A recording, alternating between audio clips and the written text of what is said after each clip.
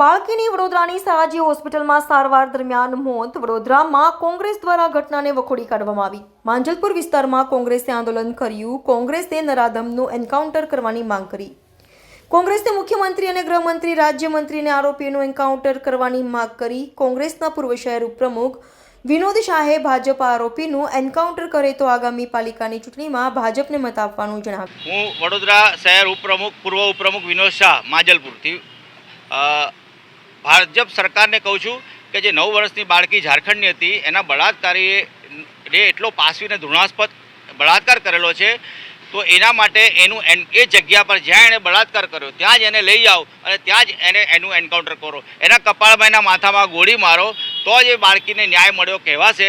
અને જો ભાજપ સરકાર આ રીતે બાળકીના બળાત્કારીનું એન્કાઉન્ટર કરશે તો હું કોંગ્રેસમાં હોવા છતાં પણ આવનાર પાલિકાની ચૂંટણીમાં ભારતીય જનતા પાર્ટીને વોટ આપીશ. મારો વોટ હું ભારતીય જનતા પાર્ટીને આપીશ જો એન્કાઉન્ટર કરશે તો. અને જો નહીં કરે એન્કાઉન્ટર તો વડોદરા શહેરની તમામ મહિલાઓ જેમને મતનો અધિકાર છે, આ તમામ મહિલાઓ ભારતીય જનતા પાર્ટી સાથે બદલો લેશે અને આ બાળકીને આરોપીનું એન્કાઉન્ટર નહીં કરવા બદલ એ લોકોને વોટ નહીં મળે. આવનાર ચૂંટણીમાં પાલિકામાં ભારતીય જનતા પાર્ટીને કોઈ પણ વડોદરા શહેરની કોઈ પણ પાલિકાની મહિલાઓ વોટ નહીં આપે એની મારી ગેરંટી છે. અને જો ભાજપ સરકાર આવું કામ નહીં કરે અને બાળકીના આરોપીને તાત્કાલિક એન્કાઉન્ટર ન કરે, એનો 7 દિવસને રિમાન્ડ પર લીધો છે, જેવા એના રિમાન્ડ પૂરા થાય અને એની સાથે જેણે પણ આ બળાત્કારમાં એને આરોપીને મદદ કરી હોય આ તમામના એન્કાઉન્ટર કરો તો જ હવે આ એન્કાઉન્ટર જે રીતે બાળકીઓ પર અત્યાચાર થઈ રહ્યા છે આ દેશમાં તો અને ગુજરાતમાં બાળકીઓ પર અત્યાચારો વધી રહ્યા છે તો જ ઘટશે.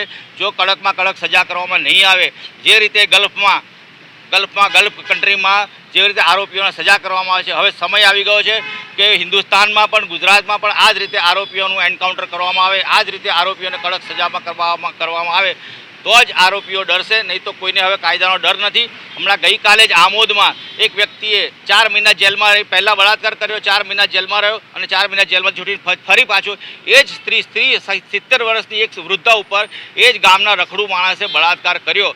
તો જો તમે આ પણ વ્યક્તિ છે, આ છોકરો છે, તમે એને જામીન તમે જેલમાં પૂરશો, 1 વર્ષ 2 વર્ષ પછી તમે એને જામીન આપી દેશો. અને આ છોકરો જેણે 9 વર્ષની બાળકી ઉપર બળાત્કાર કર્યો એ જેલમાંથી છૂટીને પાછો તરત બળાત્કાર કરશે.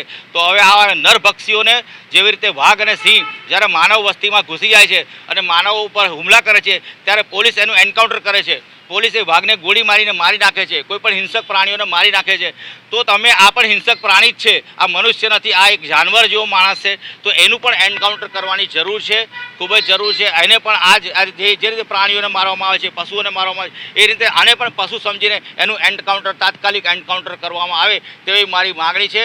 અને તો જ આ વડોદરા શહેર સલામત રહેશે, ગુજરાત સલામત રહેશે અને હિન્દુસ્તાન સલામત રહેશે. નહીં તો ઘરની બાળકીઓ હવે ઘરની બહાર પણ નીકળી નહીં શકે એવી અત્યારે હાલત થઈ રહી છે. અને મારે માનનીય મુખ્યમંત્રી સાહેબ અને માનનીય પ્રધાનમંત્રી સાહેબ મોદી સાહેબને કહેવાનું છે કે જે રીતે ઓસ્ટ્રેલિયામાં 17 વર્ષથી નીચેના બાળકોને હાથમાં મોબાઈલ આપવામાં આવતો નથી, એના પર બેન કરવામાં આવ્યું છે. એના પર એન્ડ્રોઈડ જે વાપરે છે તે ઇન્સ્ટાગ્રામ, ફેસબુક આ બધું જોઈને નાની છોકરીઓ, નાના છોકરાઓ અને છોકરાઓ એમાં જે બીભત્સ ક્લિપો જોવે છે મીડિયામાં, જે મોબાઈલમાં બીભત્સ ક્લિપો જોયા પછી એ લોકો બળાત્કાર કરે છે. તો આ બધું બંધ કરાવો. આ મીડિયામાં જે આવે છે ફેસબુક, ઇન્સ્ટાગ્રામ આ બધું 17 વર્ષથી નીચેનાને બેન કરી દો ગુજરાત હિન્દુસ્તાનમાં, કે મોબાઈલ પર પ્રતિબંધ મૂકી દો. આ મારી માગણી છે. તો બળાત્કારમાં ખાસો એવો ઘટાડો થશે, કારણ કે આ મોબાઈલો જોઈને બધા જ બગડે છે. મોબાઈલ જોયા પછી જ ક્લિપો, ખરાબ અશ્લીલ ક્લિપો જોયા પછી જ આ લોકોના મગજમાં એક સેક્સનું ભૂત સવાર થાય છે અને તેઓ નાની બાળકીઓને શોધે છે અને આ નરભક્ષીઓ નાની બાળકીઓનો શિકાર કરે છે. તો હવે જે રીતે ગલ્ફ કન્ટ્રીમાં ન્યાય આપવામાં આવે છે, જે આરોપીઓને જે સજા કરવા છે એ જ પ્રમાણે સજા કરવામાં આવે તેવી મારી માગણી છે.